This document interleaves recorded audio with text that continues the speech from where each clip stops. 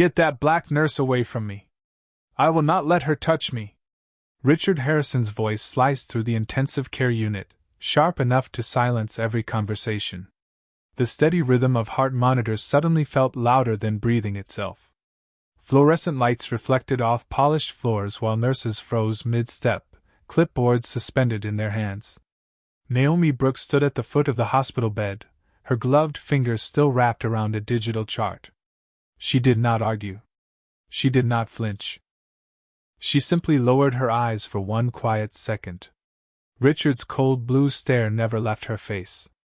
At 61, he had built one of the largest investment empires in America, and everyone in the room knew exactly who he was. Wealth had taught him to expect obedience. Fear had made people mistake silence for agreement. Find someone else, he said without hesitation. Now. A young resident shifted uneasily beside the bed. Sir, Nurse Brooks is the senior intensive care specialist on this floor. Richard's jaw tightened. I said someone else? The room grew painfully still. The soft hiss of oxygen drifted through the air. Somewhere down the hallway, a wheelchair rolled across tile before disappearing into silence. Naomi slowly removed the tablet from the rail and handed it to another nurse. Of course, sir, she said, her voice calm enough to make everyone else feel uncomfortable. Your comfort matters. She stepped away without another word. No anger. No protest. No wounded expression. That unsettled several staff members far more than if she had argued. Dr. Emily Carter watched Naomi leave and quietly exhaled. She had worked with Naomi for 5 years. She had seen her calm terrified children, comfort grieving families, and noticed tiny changes in patients' hours before expensive machines detected them. Watching her walk away felt wrong, but hospital policy gave competent patients the right to refuse care. Richard leaned back against his raised bed, convinced he had regained control. Outside his glass room, Naomi continued checking charts as if nothing had happened. She paused only once. A faint alarm blinked yellow beside Richard's medication profile before disappearing again. Her eyes narrowed almost imperceptibly. It lasted less than 2 seconds. Then she continued walking. Across the corridor, another nurse hurried toward Richard's room carrying fresh medication. Naomi looked up instinctively. Her fingers tightened around the chart in her hands. Something about the dosage, something about the timing, it brushed against her memory like the beginning of a storm. She turned toward Dr. Carter. Doctor! Before she could finish, an elevator chimed open. 3 attorneys in tailored suits strode into the intensive care unit, followed by 2 security guards and Richard's personal assistant. Their polished shoes echoed across the floor, pulling every pair of eyes toward them. Richard smiled for the first time that morning. Perfect timing, he called confidently. Tell administration I want every nurse on this floor replaced except the ones I choose. Naomi stood motionless beneath the cold hospital lights. The scent of antiseptic filled the air while another heart monitor released a single, strangely uneven beep. She slowly lifted her eyes toward Richard's room. Something was wrong. Something everyone else had completely missed.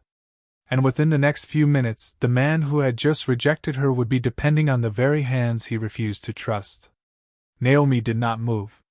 The uneven beep echoed once more, so soft that everyone else ignored it beneath the shuffle of polished shoes and quiet conversations. Richard Harrison welcomed the attorneys with the confidence of a man who believed every room eventually belonged to him. His assistant handed over a leather portfolio, while security remained near the doorway, their dark jackets reflecting the pale hospital lights. I want the paperwork started today, Richard said. No more surprises. Dr. Emily Carter barely looked at the documents. Her attention stayed on the monitor above his bed. Naomi stepped closer to the nurse's station, her heartbeat steady, her fingers hovering over Richard's electronic chart. The medication schedule flashed across the screen. 1 dosage. 2 medications.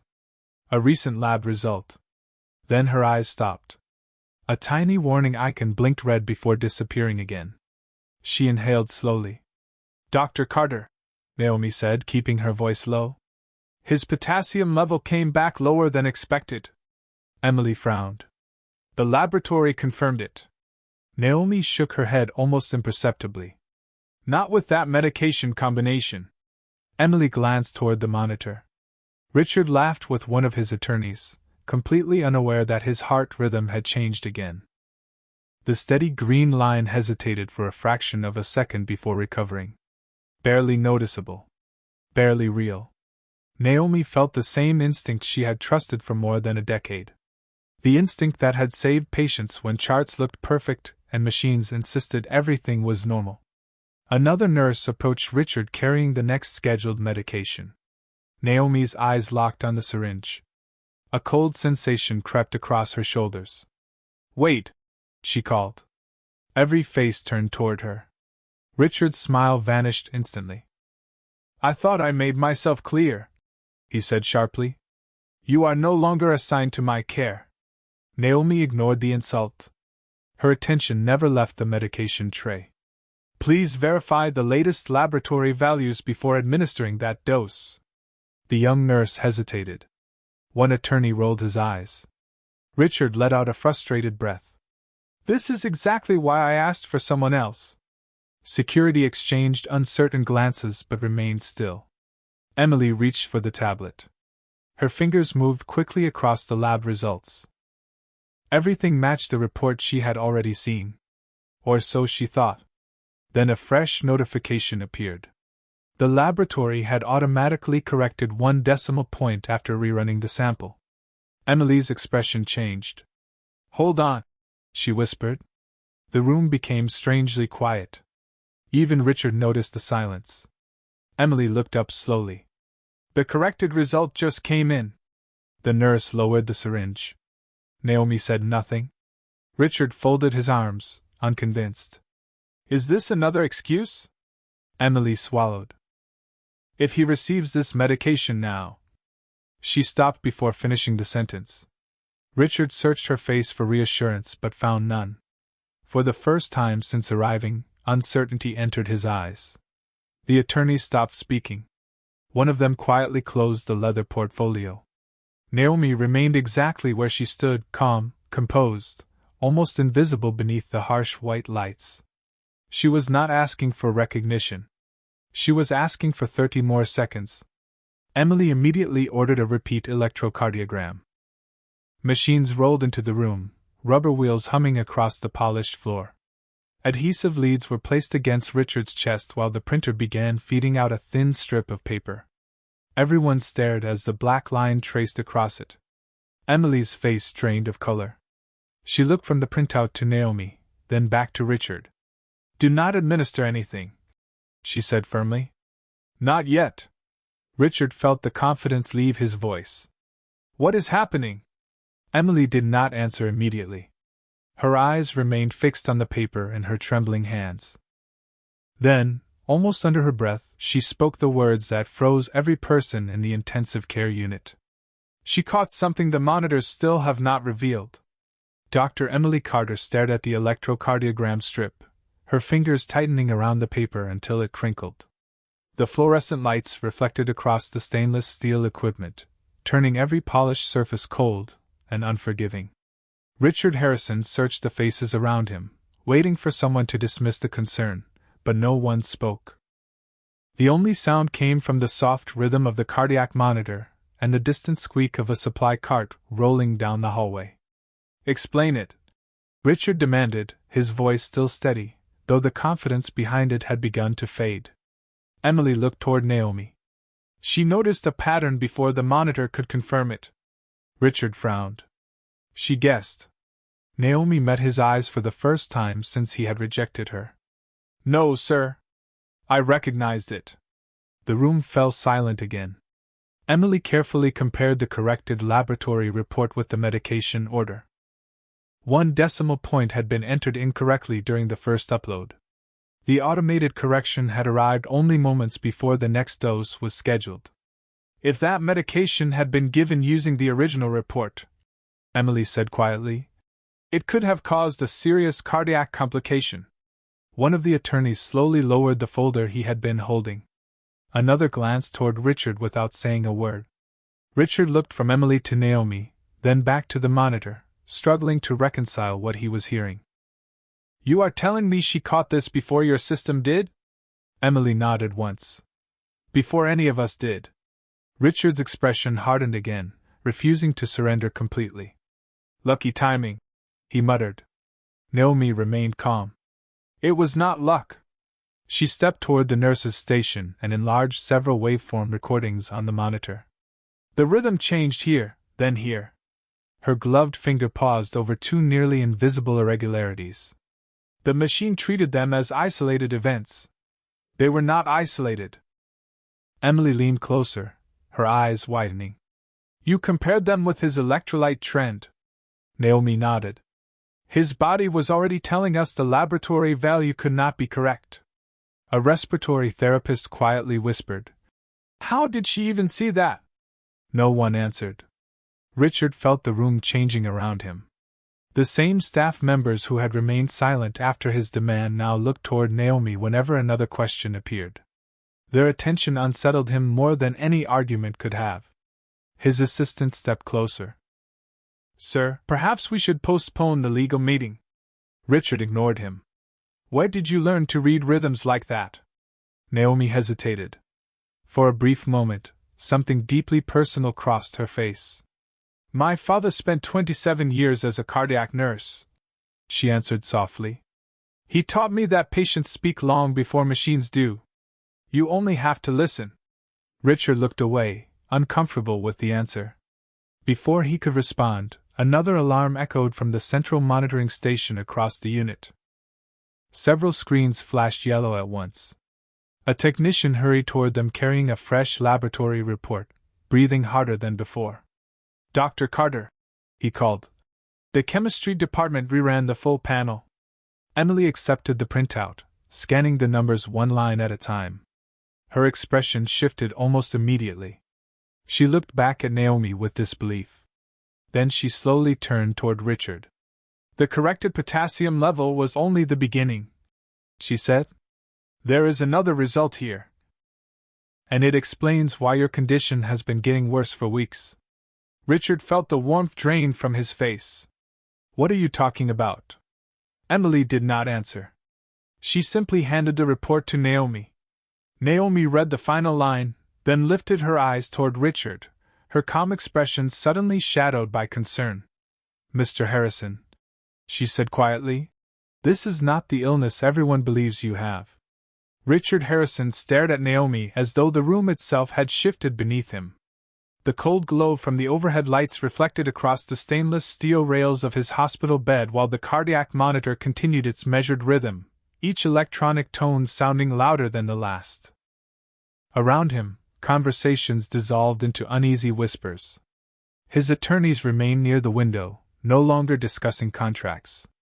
Their attention had settled on the quiet nurse standing only a few feet away.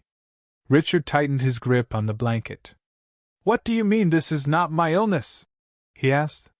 Naomi did not answer immediately. She studied the laboratory report one more time before placing it carefully on the bedside table. The numbers tell a different story than the diagnosis you were admitted with, she said calmly. Dr. Emily Carter stepped closer, reviewing the report over Naomi's shoulder. Her eyes moved line by line until she stopped. She is right, Emily murmured. These inflammatory markers do not match the original diagnosis. Richard looked from one woman to the other, disbelief hardening into frustration. My specialists have been treating me for weeks. Emily nodded. And they were working with the information they had. Naomi gently turned the monitor toward Emily. His rhythm changes every time his temperature rises. The pattern repeats almost exactly every 12 hours. Emily compared the chart with the overnight records.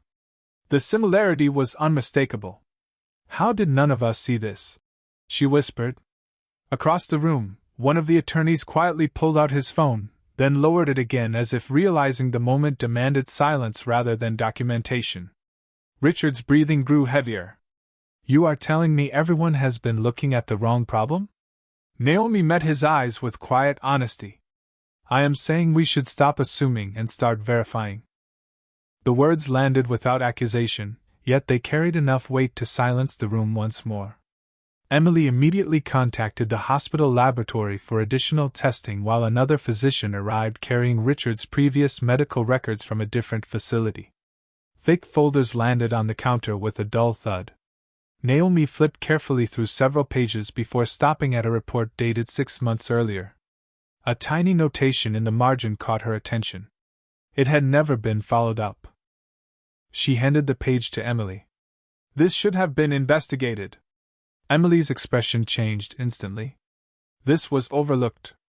Richard watched the exchange, the confidence that had defined him all morning fading with every passing second. His wealth had always purchased certainty.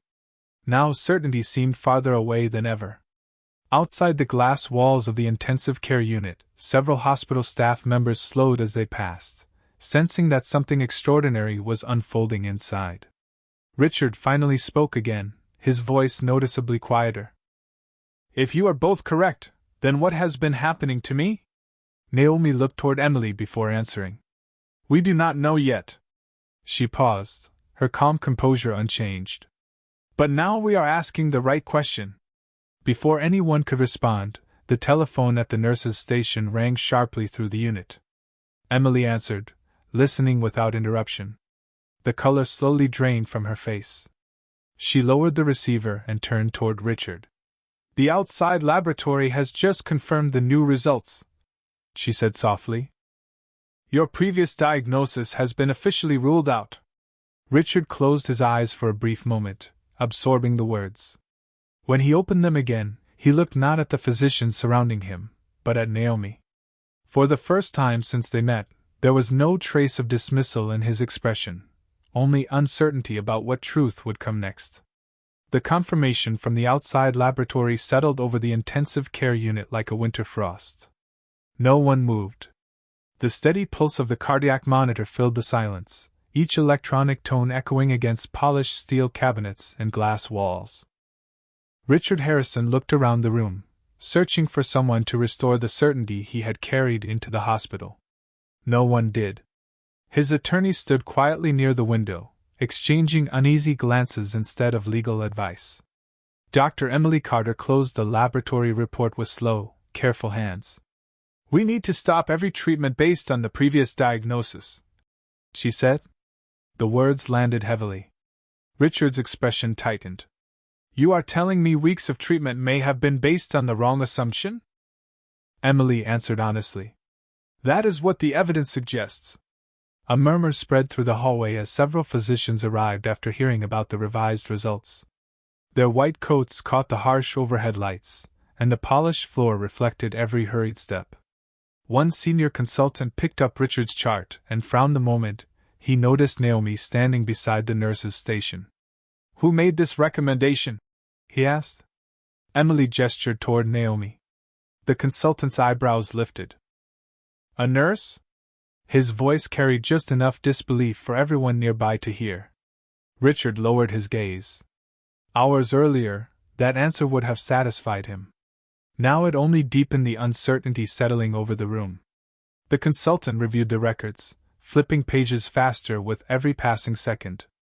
"Clinical judgment should stay with physicians," he said firmly. Naomi remained composed. "I agree." The consultant looked up, surprised by her calm response.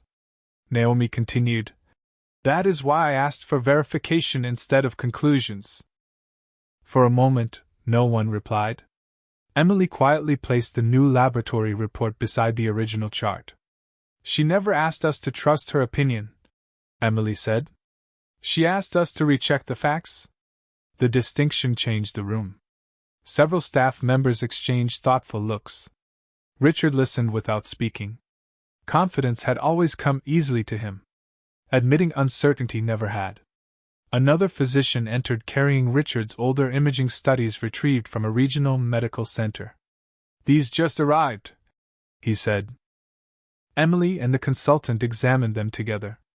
Naomi stood back, saying nothing.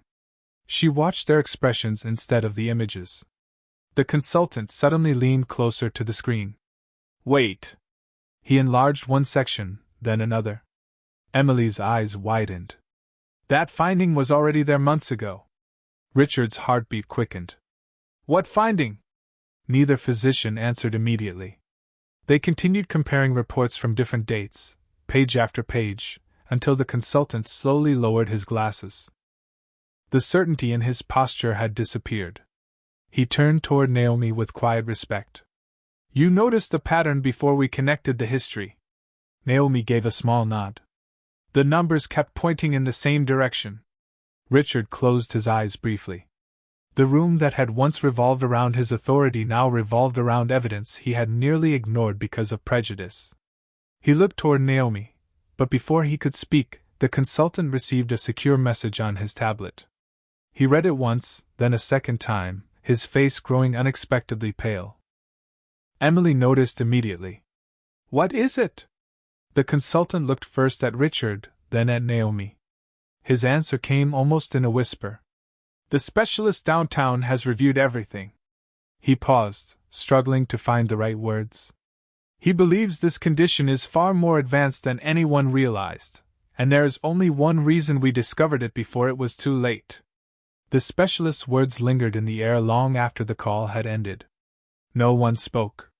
The intensive care unit, so tense only moments before, settled into an uneasy stillness broken only by the gentle pulse of cardiac monitors and the soft hum of ventilation systems. Cold fluorescent light washed across the chrome rails of Richard Harrison's bed, turning every reflection pale and distant.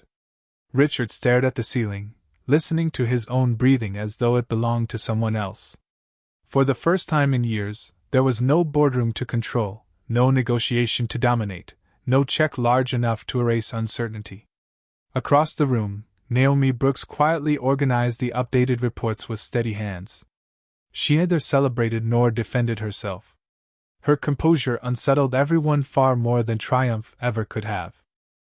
Dr. Emily Carter approached her, lowering her voice. You knew something was wrong before the rest of us. Naomi shook her head gently. I knew something did not fit. Emily studied her face for a long moment. Most people would have argued. Naomi looked toward Richard instead. Arguing would not have helped him. The answer lingered in the silence. Nearby, one of the younger residents quietly folded his notebook. Another physician who had questioned Naomi earlier avoided meeting her eyes altogether. Their certainty had begun to dissolve, replaced by something quieter and far more difficult to accept. Respect. Richard slowly turned his head toward Naomi. The memory of his own words echoed painfully inside him. Get that black nurse away from me. He closed his eyes for a brief moment, hearing the sentence again with new weight. When he opened them, Naomi was adjusting another patient's chart several feet away, treating every person on the unit with the same calm attention she had shown him despite his rejection. She had never once reminded him of what he had said. Somehow, that made the regret heavier. A faint vibration broke the silence. Richard's assistant glanced at the phone in his pocket before stepping into the hallway to answer the call.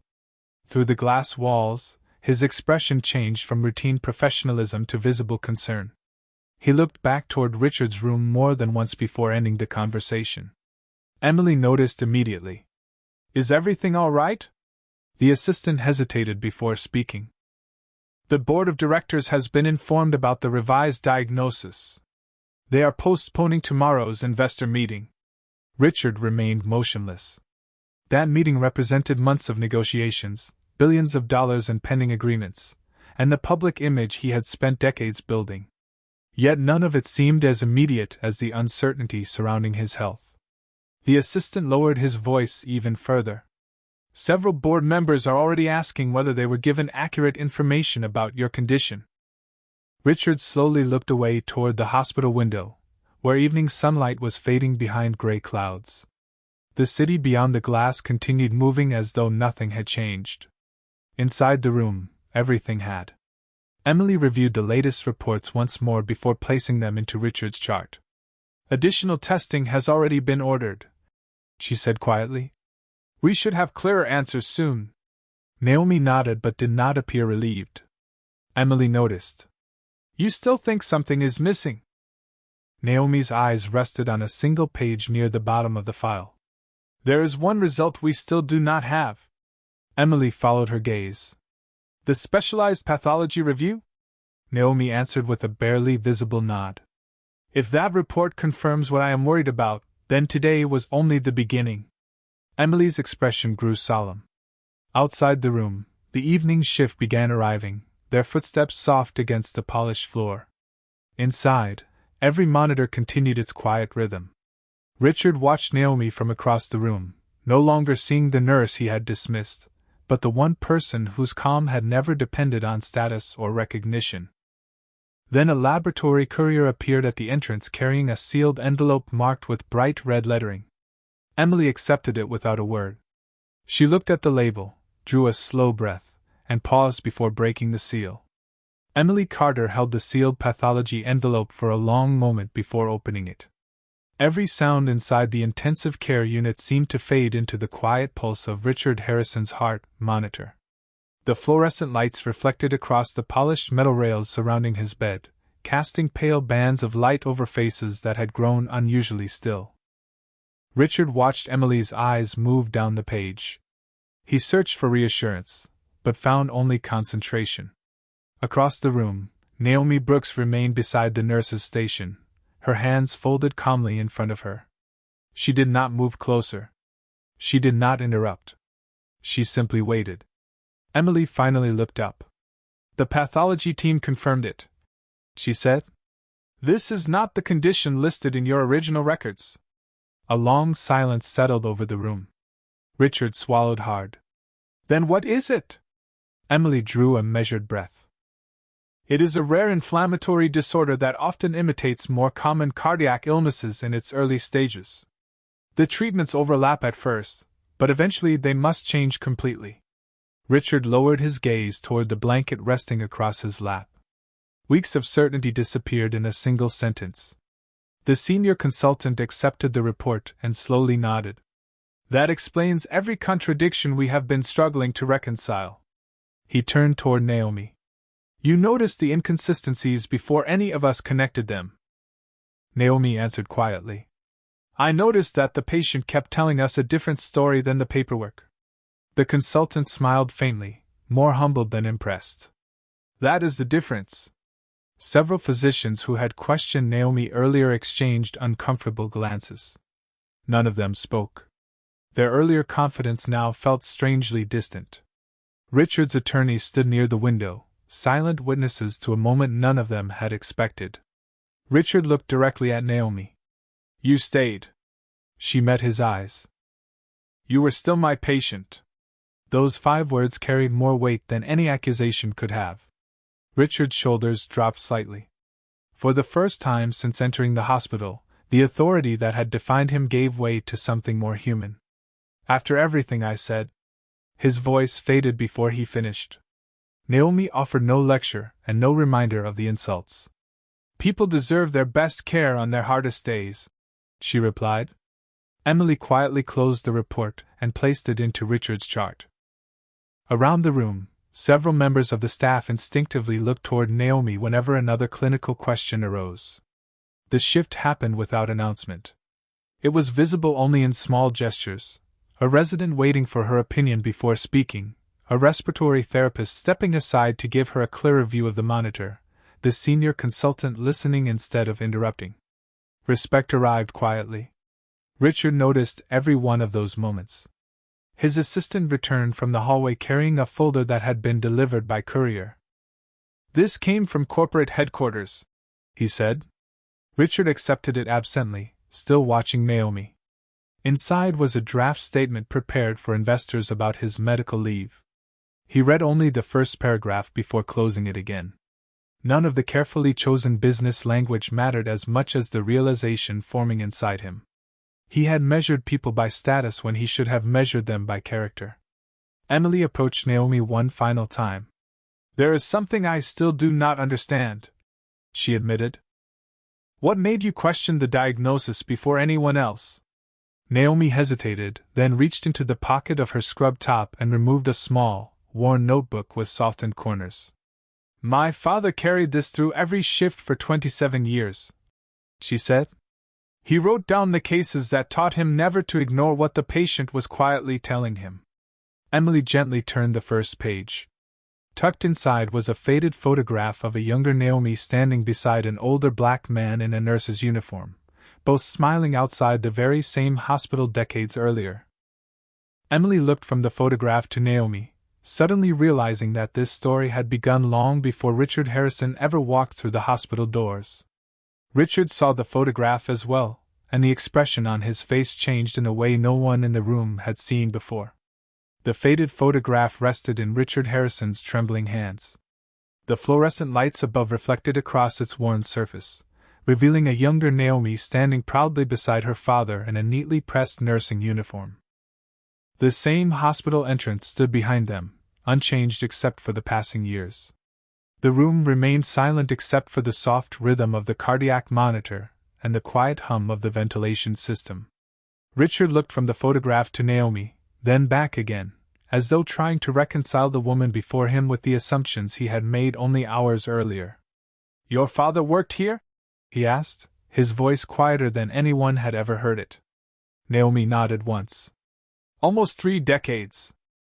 She smiled gently at the picture without taking it back. "He believed every patient deserved to be seen before they were judged." Those words settled over the room with unexpected weight. No one rushed to fill the silence.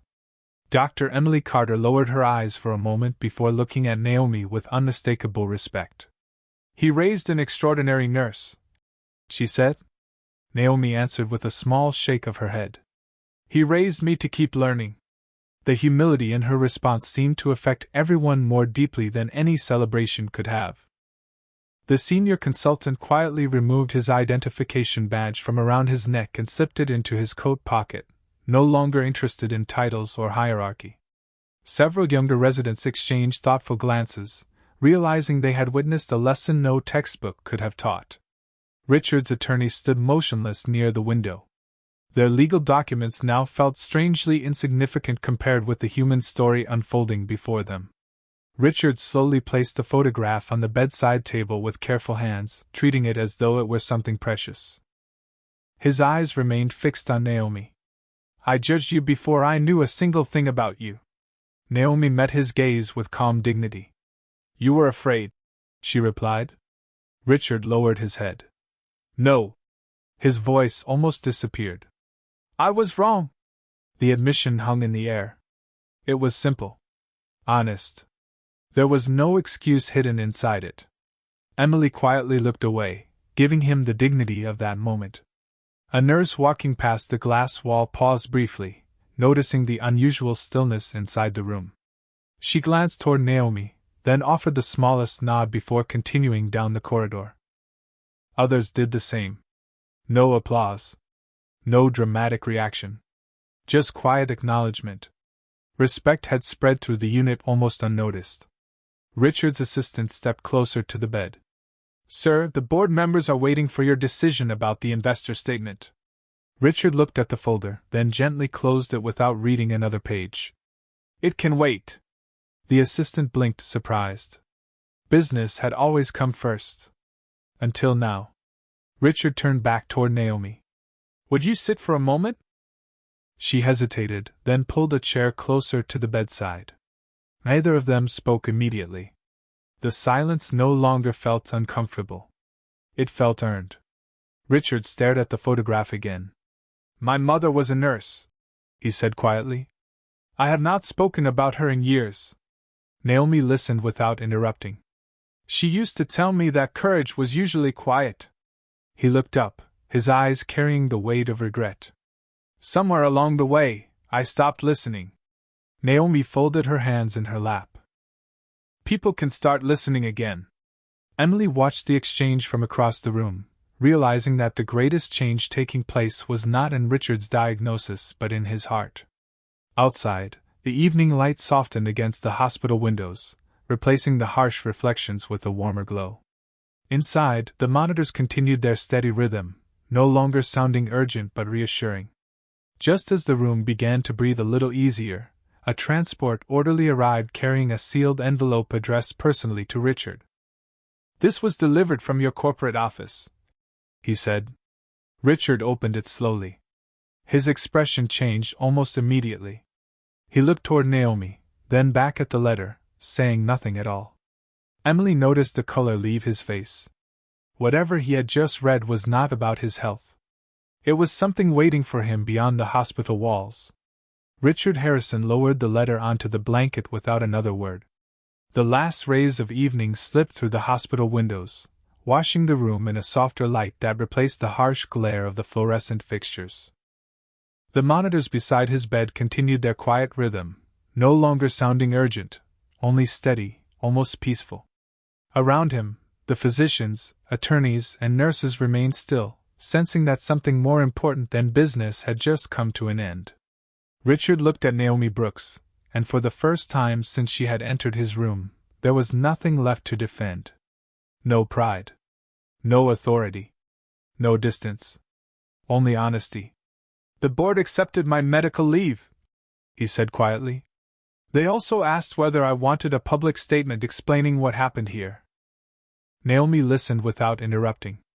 Richard glanced toward the faded photograph resting beside his bed. "I told them no statement could explain the most important part." Emily Carter looked up with quiet curiosity. Richard continued, his voice calm but unmistakably sincere. "The truth is simple.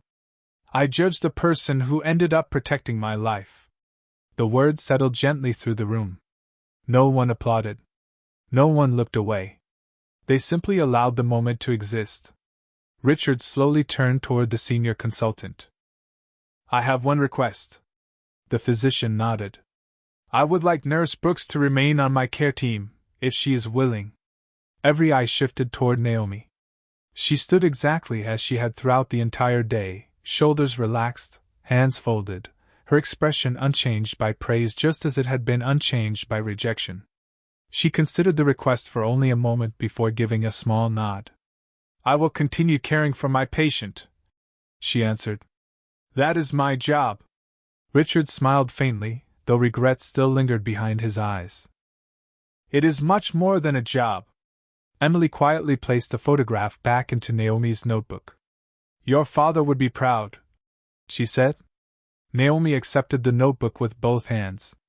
"He taught me that respect cannot depend on who is lying in the hospital bed. Otherwise it is not respect at all." No one spoke after that. Outside the room, the evening shift continued its routine. Stretchers rolled softly across polished floors. A distant elevator chimed.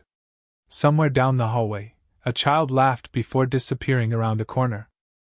Life moved forward, untouched by the quiet transformation that had taken place inside one hospital room.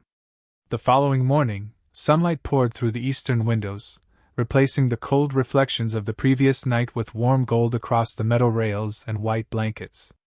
Richard sat up for the first time without looking toward the door in search of status or influence.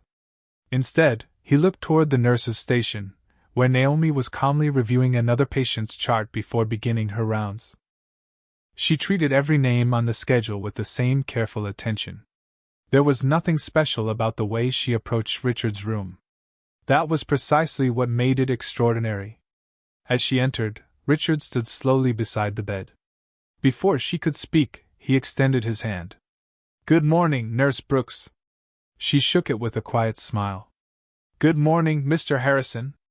There was no audience left to impress. No attorneys. No investors. No arguments. Only two people standing in the silence after a difficult lesson, each changed in a different way. Naomi adjusted the monitor, confirmed his medication schedule, and turned toward the door to continue her shift. Richard watched her walk down the bright corridor until she disappeared among the nurses dressed in the same blue uniform. For the first time, he did not see a black nurse. He simply saw the person who had chosen compassion when she had every reason not to. The monitor continued its steady rhythm behind him. Outside the window, the morning light spread across the city, and in that quiet glow, dignity had accomplished what power never could.